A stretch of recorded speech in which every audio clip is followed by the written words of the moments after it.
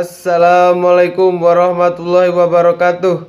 Kembali lagi dengan saya Fedi. Dalam video kali ini saya akan membahas tentang revolusi Prancis. Oke, sebelum lanjut ke video, jangan lupa tekan like, share, and subscribe.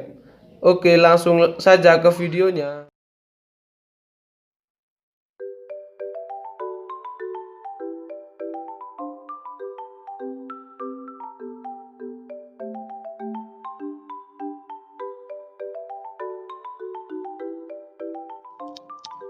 Raja Louis ke-16 naik tahta pada tahun 1774.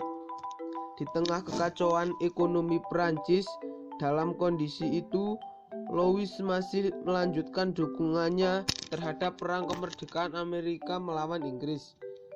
Pajak dibebankan secara luar biasa kepada masyarakat biasa, sedangkan golongan agamawan dan aristokrat tetap dapat menikmati kehidupan sebagaimana mestinya. Kebencian rakyat terhadap kerajaan dan golongan elit ini juga terinspirasi dari ide pencerahan yang menginginkan perubahan mendasar dari kehidupan bernegara. Rakyat mempertanyakan kembali absolutis kekuasaan raja, aristokrat, dan agamawan yang tidak membela rakyat miskin, kebebasan beragama, serta keinginan mewujudkan kesetaraan dalam berbagai sendi kehidupan. Di tengah tekanan keuangan dan amarah rakyat yang tak terbendung ini, Raja Louis ke-16 memutuskan untuk memanggil forum Etats Generaux. Forum ini bertujuan untuk mendengarkan pendapat rakyat dari 3 golongan terkait dengan kondisi yang ada. Meskipun jumlahnya besar, pendapat rakyat sebagai etas ketika sering diabaikan oleh raja dan kedua etas lainnya. Assemblée Nationale atau Majelis Nasional dibentuk pada tahun 1789. Melepas diri dari Etats Generaux, gerakan ini kemudian berkembang semakin radikal dalam menantang kalangan elit. Tokoh-tokoh di balik revolusi Prancis. 1. Raja Louis ke-16. Ia adalah raja yang paling dibenci oleh rakyat karena sistem pemerintahannya yang bersifat absolut. 2. Marie Antoinette. Dia adalah istri dari Raja Louis ke-16. Dalam sejarah seorang ratu, mungkin Antoinette adalah salah satunya ratu Prancis yang paling dibenci oleh rakyatnya sendiri. Dia dibenci karena terkenal dengan keborosannya dan hanya mementingkan kemewahan. Ia juga gemar berpesta, berbusana mahal, dan memiliki portret mewah di mana saja. 3. John Locke.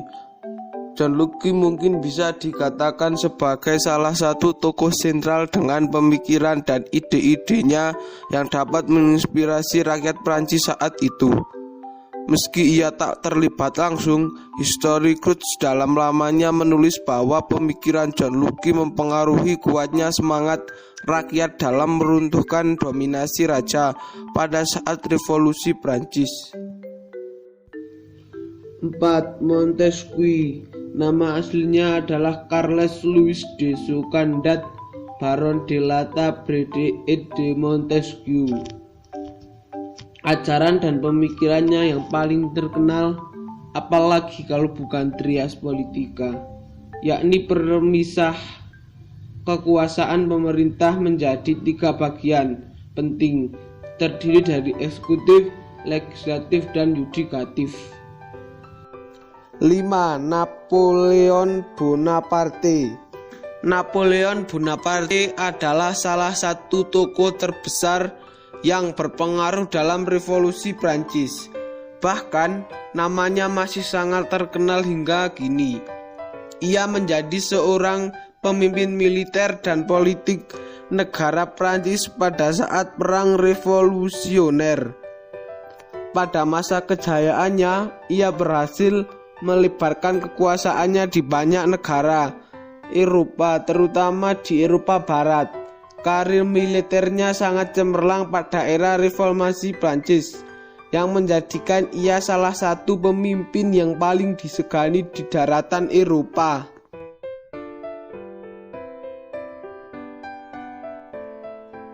Dampak dari Revolusi Prancis. 1. Bidang politik.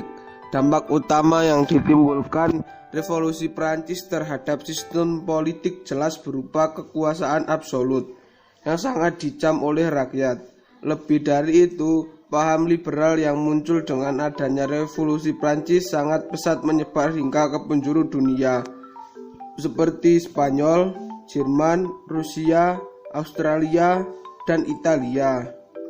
Dengan adanya Revolusi Prancis, tumbuh pula paham demokrasi, parlemen, republik, dan lain sebagainya yang tentunya juga melalui tumbuh di negara lain. Bidang sosial. Dalam perjuangan Revolusi Prancis jelas dapat kita ketahui bahwa stratifikasi sosial di negara tersebut dihapuskan, memberi hak dan kewajiban yang sama terhadap seluruh rakyat, serta memberikan kebebasan dalam menentukan agama, pendidikan, dan pekerjaan. Bidang ekonomi. Dihapusnya sistem Glit, yakni sistem dalam peraturan perdagangan. Dengan dihapusnya sistem ini, maka perdagangan dan industri dapat berkembang dengan cukup baik di Prancis pasca Revolusi Prancis. Di sisi lain, kehidupan petani juga memiliki peningkatan.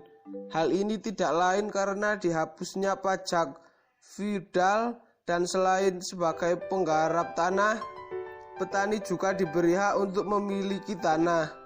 Dengan demikian, pendapatan dan taraf hidup petani perlahan semakin meningkat. Ya, itulah video tentang Revolusi Prancis. Semoga bermanfaat. Thank you and goodbye.